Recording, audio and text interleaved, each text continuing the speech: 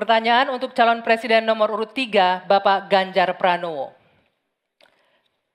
World Population Prospect tahun 2022 menunjukkan angka harapan hidup manusia Indonesia berada di urutan 10 dari 11 negara ASEAN.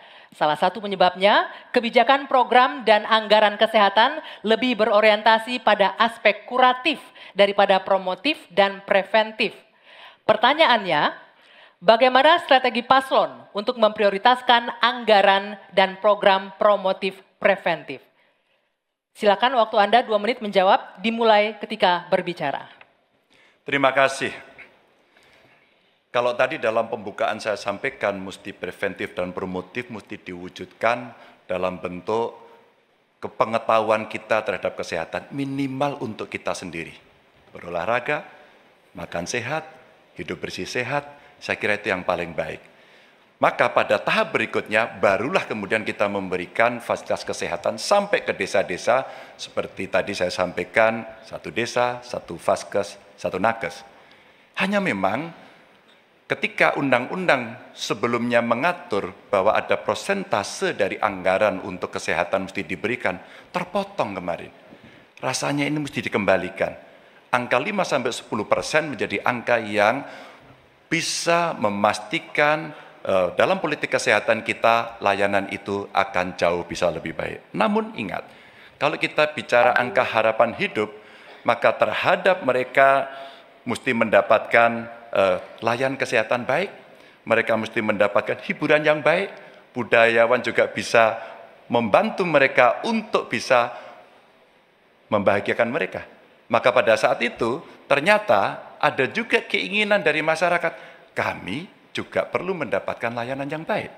Maka kalau kemudian kami bisa mendapatkan layanan baik, maka kami merasa nyaman, kami senang, dan hidup kami akan lebih panjang.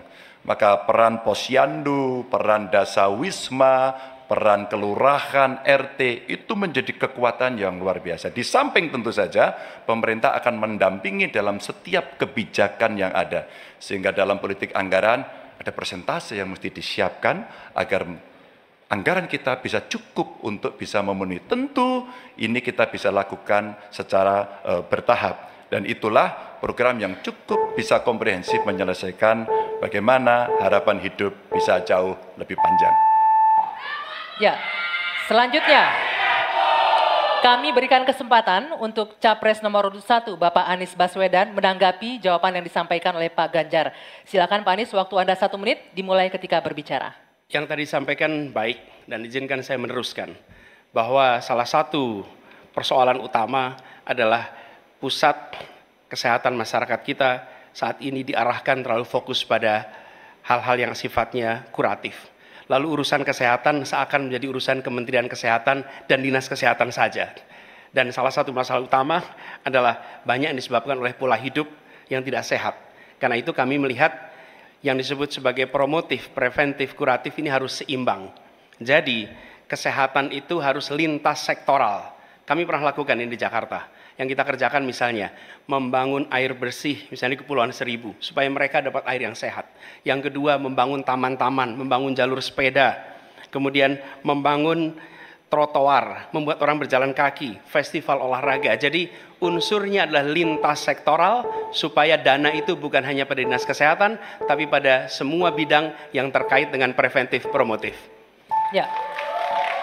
Berikutnya kami persilakan Capres nomor urut 2 Bapak Prabowo Subianto untuk menanggapi jawaban dari Pak Ganjar. Silakan Pak Prabowo, waktunya 1 menit. Jadi saya lebih ke arah solutif langsung dan cepat.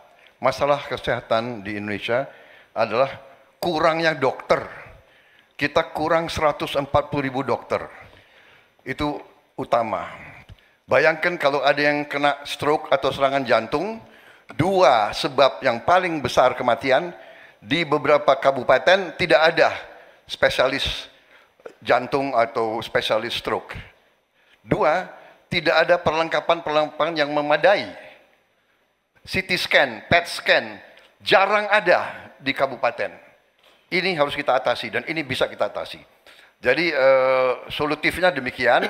Dan yang paling penting dalam preventif adalah makan bergizi untuk anak-anak dan ibu-ibu yang melahirkan. Makan bergizi ini meningkatkan daya tahan, imunitas, mencegah penyakit. Ini adalah strategis sekali. Makan bergizi untuk anak-anak Indonesia. Terima kasih. Waktunya habis. Ya. Silakan Bapak Ganjar Pranowo menanggapi jawaban tadi. Silakan direspon jawaban tadi dengan waktu 1 menit. Silakan. Ya, terima kasih. One Health, satu kesehatan untuk semua, dan ini mesti dibicarakan ya manusianya, ya kesehatan hewannya. Karena ada zoonosis juga di sana.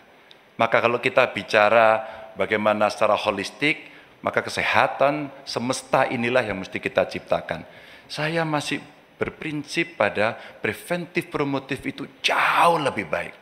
Kalau tidak kita kobol-kobol, biaya kita akan habis untuk menangani orang sakit. Tapi kalau kita bisa mencegah, maka inilah yang akan bisa membuat manusia bisa hidup sehat. Maka sekali lagi, anggaran pendidikan untuk pencegahan, untuk kesehatan itu bisa kembali pada formula awal, dan yang kemudian kita menciptakan ruang-ruang layanan yang jauh lebih baik, apalagi untuk preventif dan promotif yang bisa diberikan oleh pemerintah.